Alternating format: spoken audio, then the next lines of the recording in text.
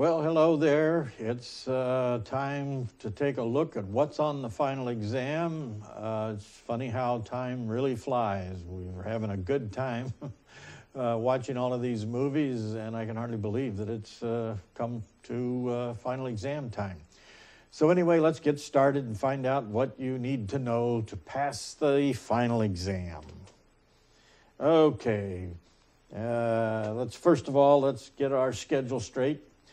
Once again, it's going to be a week long. You have 1 week only, it says there, and it starts this Thursday, June 4th, and runs through June 11. So you have a week to get it done. It begins early. As I said, as we see here, it begins this week, and then finals is next week, and it's always wise to get in there early, to get where else but the social science testing lab again. Same place that the midterm was held. So get there early. The exam does close on Thursday for sure, and it closes early. I should have put on there that it closes early on Thursday. So make sure and check that schedule. Make sure and check the testing lab schedule, because I do believe, I'm not sure the hours for that Thursday, but I do know they close early on Thursday. That's a week from this Thursday. Okay, once again, no makeup exams. Check those Saturday hours. And it's the same thing. It's an objective exam, 50 questions. The exam is going to be similar to the midterm. It picks up where we left off, so it's not a comprehensive exam. It doesn't cover the whole term. It just picks up where we left off. And study guides are now available on Moodle. This one I think you'll enjoy. This one I think you'll really appreciate, and you're welcome. So go ahead and check out that final exam study guide. It will help you with the final exam. Okay, just a few reminders. Just as before, and we've already gone through this, so I don't think I really have to do this, but remember, the photo ID is required. You can use one 3x5 note card, just one, that is all, and be sure to check and verify the hours of the testing lab. Now, a word about extra credit. I've had a few students who have sent me emails, almost in a panic mode, about their extra credit. I don't know how this got out. It is not due tomorrow. It is due a week from tomorrow. The extra credit is due, if you're going to deliver it in person, it is due to, next Tuesday, that's June 9th, at 10:30. Now, that is if you're going to hand deliver it to me. You can attach it to the email, so you don't have to really be on campus next Tuesday to do it. You can just submit it. But I do draw that deadline. The deadline for extra credit is 10:30 a week from tomorrow, 10:30 in the morning. So be sure and get it in on time. I don't read those. I set aside a day during the final exam time, towards the end of the week, when I do read all of the papers that come in, or if you made a video, I look at that. So don't start sending emails saying, what did I get? What did I get on my extra credit? Whatever it is. I won't read those until Friday, actually. I won't read those until Friday of finals week. And, okay, and if you're the old-fashioned way, if you've written a paper and you want to mail it to me, make sure it's postmarked no later than June 5th.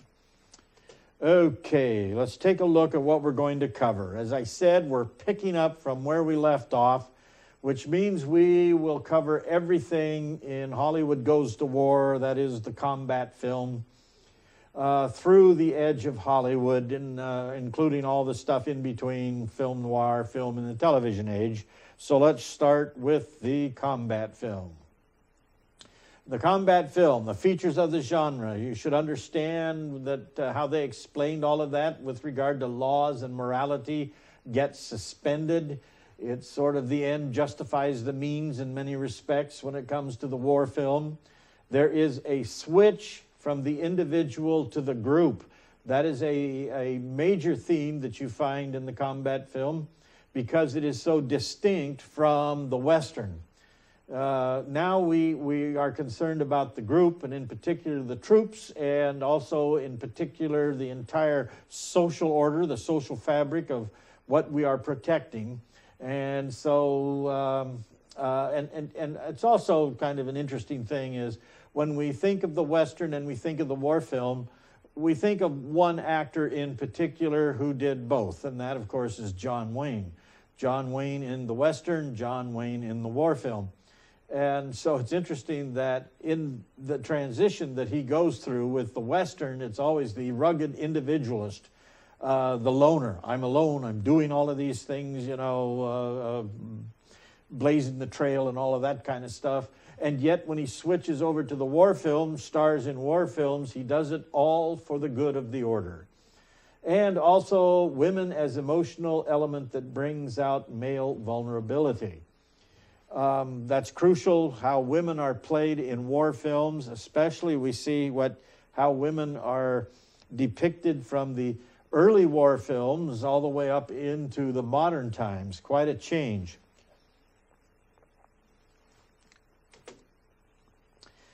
Recognize that anti-war sentiments that are found in the post-war films. Even after World War II, we begin to see films that promote, they're not outright anti-war, but they deal more with the personal issues that troops encountered. So it's interesting because during the war, this would not have been done. They just didn't do it, even though, you know, John Huston tried with his film, The Battle of San Pietro is an interesting documentary that he made for we'll talk about in a few moments, the Office of War Information. But it was deemed too realistic. It was deemed just, there's too much reality here being filmed that we just can't send it out for anybody to see. So that film was censored and was not released until long after the war was over. And then also war films and the portrayal of racial integration of the armed forces. That starts, again, after the war, we begin to see more of racial integration, and there are a couple of films like The Men, which depict the integration in the services, and you know Truman finally integrates the services in 1947 or 48. But anyway, the films in that regard, in that era, they begin to depict this idea of the racial issues that were involved here. Okay, the fundamental American philosophy or ideology embedded in American war films is simply this: we may not always win physically, but we are always right ideologically. So the bottom line with the American war film is, yeah, we lose a lot, but you know, we're always right. Our ideas, our ideology, our concepts, our social fabric, our political fabric, all of these things, they are going to remain right. Then we move to the Office of War Information. And this was the role of the U.S. government in Hollywood film production. Quite simply, propaganda. That's all it was. And it was part of the government working with the film industry to shape public opinion. So obviously, if you're trying to get the citizens who are home to support and back what's going on, you needed a lot of propaganda because, well, you know the reason. The Sergeant York formula depicting the conversion of objector to supporter. It was a typical gambit that they used, and it proved very effective. It is the story of the sort of what you'd call a pacifist who wants to avoid this conflict at all costs. There's no reason to get involved in it. But once he sees what happens, then he converts and becomes an advocate of the war, a supporter of it. This formula was even used, as we note there, in 1968, when almost everyone in town is opposed to the Vietnam War, and films are beginning that show this, and John Wayne makes the Green Berets, and what does he do? But he falls back on the old Sergeant York formula. in the Green Berets. Okay, then we move over to film noir. Is film noir a true genre? This is the question that still plagues us. Most all film scholars since probably 1959 have been arguing that very question. Is it a true genre, or is it just simply a style of filmmaking? And then they turn right around and talk about it as if it were a genre. It is a French word meaning black film. It is, in other words, meaning a dark film, and that is, its description is not only by the elements that we see in the film, the narrative, but also the film is very dark. The French discovered this. American filmmakers did not have a name for it. It was just simply crime films or suspense films or crime melodramas, however they described it. But it was the French film critics that was talked about here in our series, that working for the Cahiers du Cinéma, who found these films, liked them, and began to write about them and gave them that term film noir, or black film, because of the darkness associated with it. These films were adaptations of American pulp fiction and hard-boiled novels. And as I just mentioned, they were discovered, that is, and debuted in post-war France. Now, what we mean by discovered was that the Cahiers du Cinéma people, as I mentioned earlier, discovered these films, liked these films, and wrote about them. And then a lot of these Cahiers du Cinéma people, they went out and made their own films. So, moving on, what about it? What we can say about film noir is first the settings. Now, the settings are always urban, and usually in the downtown section of every city. Often rain-slicked streets at night. Again, as I said, it's a dark film, and that's because most of it is shot at nighttime. And to add for a little more luster, a little more of that create a chiaroscuro effect, let's make it rainy. The streets will reflect the light, will glisten. And it's the sleazy side of city life. It's the bottom line. This isn't the place that you want to hang around, although I have known some people that do like hanging around that kind of place. But it is a very sleazy and dark side of the city life. The people who inhabit it are amnesiacs, antisocial loners, and private detectives. These are the films based on these novels, based on these hard-boiled novels, in which our official, main character, primary character who gets involved in crime, he is often a private detective. He's not associated with any legal force. He's a private detective, and in that regard, he can get away with things that otherwise a police official could not get away with. So the private detective is often that antisocial loner. He has his own problems. He has an inner angst that is driving him often. And other characters that we find in the film noir are amnesiacs, and we find a lot of those. A lot of these kinds of films are frequently, they're shown in flashback. It's trying to find out, I can't remember what happened, that sort of thing. And so we try to find out what really did happen, and we see it all in flashback. The themes that we find in film noir are essentially two. Alienation, that is, people are alienated from absolutely everything. They're alienated from one another, they're alienated from their culture, they're alienated from their society. They are, as we mentioned before, antisocial loners. They're just simply alone in the world. Their interaction with other people is always suspicious. There is very little trust. And then the next theme is existentialism. It is that horrible case of no exit. There's no way out of this. All of these forces that are around me, the city, often these film noir, in many cases, often film noir, one of the characters that you see in film noir is the city itself. There are many films in which the filmmakers try to give a certain personality to the cities. And the city often becomes a villain in these films.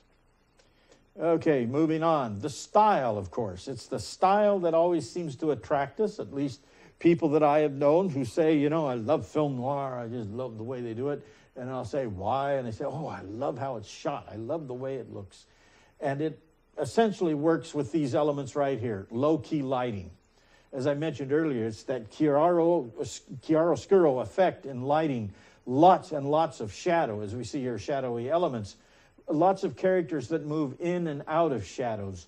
In some film noir, you know, their face might be covered except for their mouths when they're holding a conversation with someone else. So we don't even see their full face, but we do see a mouth that is moving. Or just the opposite, the face is covered except for eyes.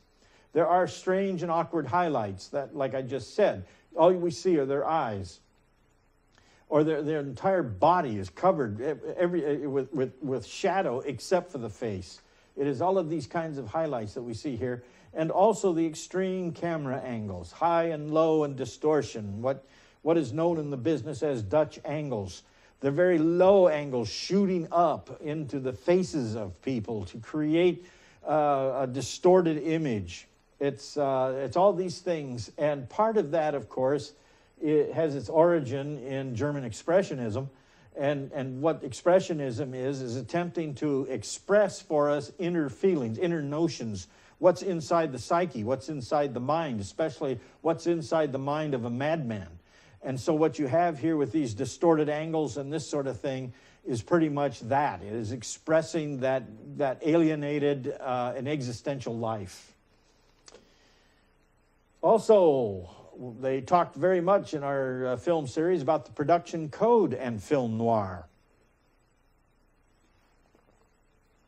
Film noir often alluded to prohibited subjects without directly violating the code, and that's true. It's kind of an interesting thing, the sexuality that you find in film noir. It's present everywhere, but the production code always said, you can't show stuff like that. You shouldn't be talking about stuff like that. So we have very, very, very creative filmmakers, very creative, who say, okay, we won't do it that way. Instead, we'll do it this way, and it'll still be within the production code, and they often got away with it. The femme fatales, as noted there, women are very much in control of men. That's one of the things why feminists really enjoyed film noir, was this sudden depiction of women who controlled men. I just always think of Billy Wilder's film Double Indemnity with Barbara Stanwyck and Fred MacMurray. And Fred MacMurray is totally dominated by her. He can't do anything. I mean, she orders him to do absolutely everything.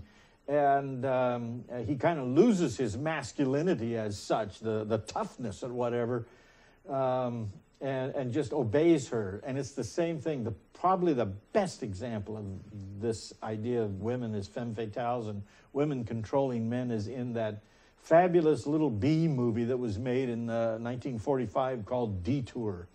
A fabulous film. It only runs an hour. And the characterizations in there are just fantastic. I mean, I urge you to see it. It's a public domain film. It's available everywhere. And it only runs for an hour. But you will see there everything that creates and makes film noir.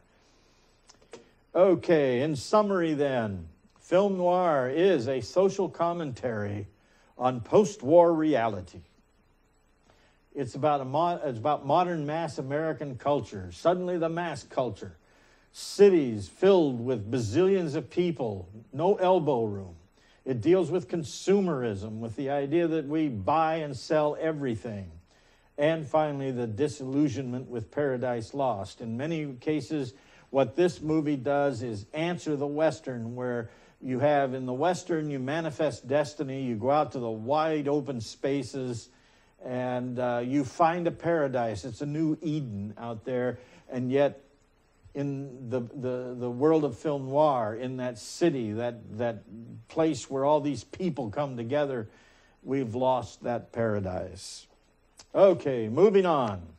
Film in the television age. What we have here is a very interesting thing. Even to this day, 1946, more people went to the movies than at any other time in history.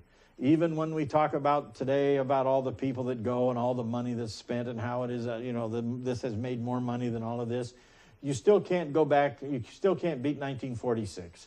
The war is over, the men are home, they're back home, and what you have is they're going to the movies. Everybody's going to the movies. And what is interesting is exactly a year after that, 1947, what we have is a huge decline. It drops off. Why? Well, there was the threat of television, but television was not the only culprit. As our film series mentioned, more leisure time was made available, more money was made available.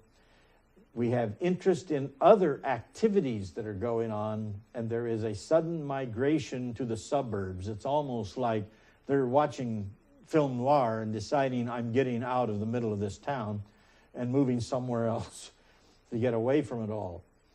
And television, though, is very much a major threat. In the beginning, the motion picture industry wanted nothing to do with television. I mentioned this during our orientation, but in reality, the movie industry was in Hollywood, and 3,000 miles away, the TV industry was in New York. And movie studios would often forbid their talent to participate in any television work. But soon, the movie industry discovered TV, and TV became a subsidiary market for motion pictures. But still, they had to compete with television. So what did they do? What they did was they went for technological change.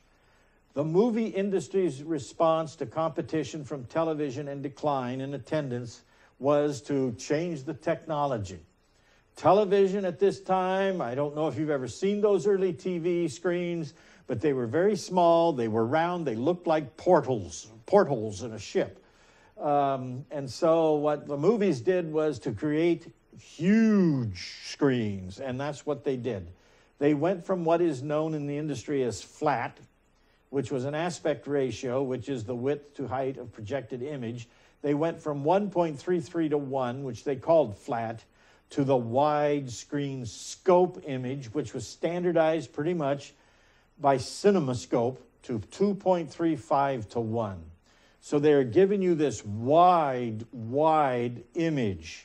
And it actually begins with, let me read this here. It's that widescreen image was in what they call Cinerama, CinemaScope, and Panavision.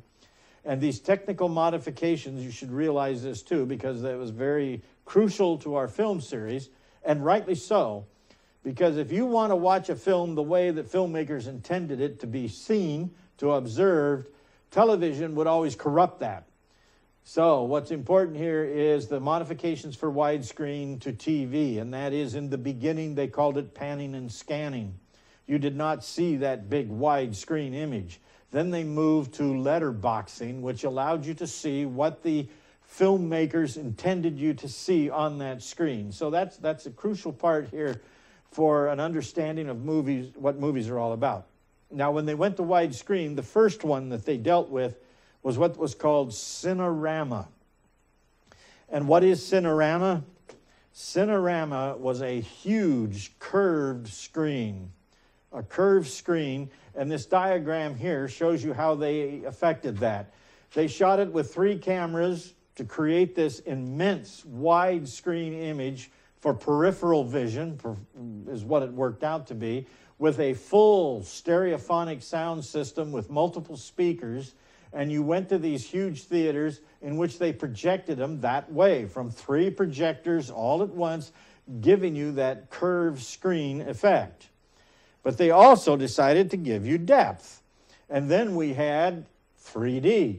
Now, actually, the first thing to come out was Cinerama, but they're only separated by a couple of months. You had Cinerama premiering with a movie called This Is Cinerama, and then you had 3D premiering in 2 months later with a movie called Buona Devil, which was shot in 3D, and when it was advertised, you can see there is a lion in your lap, a lover in your arms.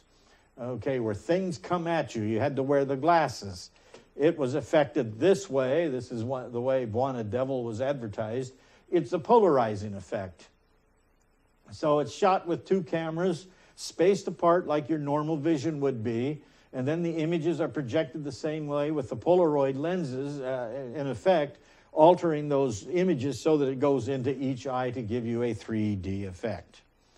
Okay, the other creative innovations in the 1950s, at this time to fight the television age, were the creative innovations by the independent producers, in particular by a company called American International Pictures, which discovered the teen market.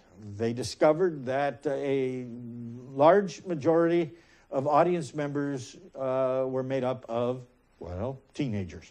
And so they began to exploit a teen market by producing movies directly for teenagers. And part of that the teenagers wanted were, or part of what they wanted to see was monsters. And so at this point, they start making low-budget exploitation films that come right out of today's headlines, they would say. So just keep in mind at this time of independent producers that are working with low-budget exploitation to just simply exploit an audience. Okay, in the 1960s, we talk about the film school generation and the two 1960s, that transition. In the beginning, we have an older movie that is considered sexy. Rock Hudson, Doris Day, Tony Randall, and Lover come back to the younger generation, which finds the same kind of sexiness in a film called The Graduate. The film school generation, all of those things here that are involved with 1960s counterculture movement. Oh, all of these things here, I'm not going to go through each one of those specifically. But anyway, all of these social things have an effect on the movies. All of these things as well. They talked about here the images of women, that suddenly the images of women change, the images of youth. Race relations change. Exploitation films are very prominent. You have that short-lived cycle of black action movies called, excuse me, blaxploitation. The rating system appears instead of the old production code.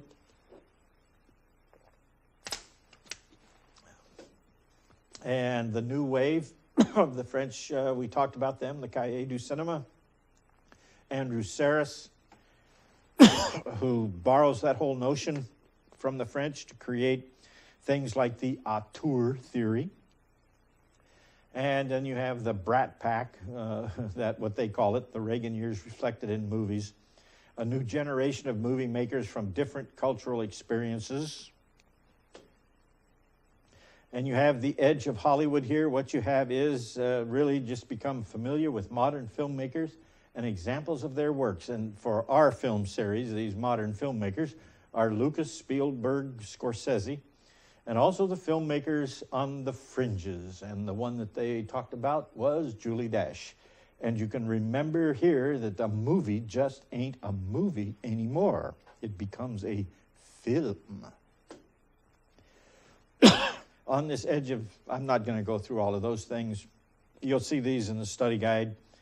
The new media, it's the growth of the home movie, of home viewing audience and effect on the movie industry. That really what happened was they adapted again. When we started with this series, we called it vertical control. Today, it's horizontal control. Okay, that's it. Hear the music. We're done. Remember to take the exam early. Get your extra credit due on June 9th. And that's it. Good night, folks. And good luck. And I'll be in my office tomorrow if you need to see me. That's it. So long. Bye. Have a good summer.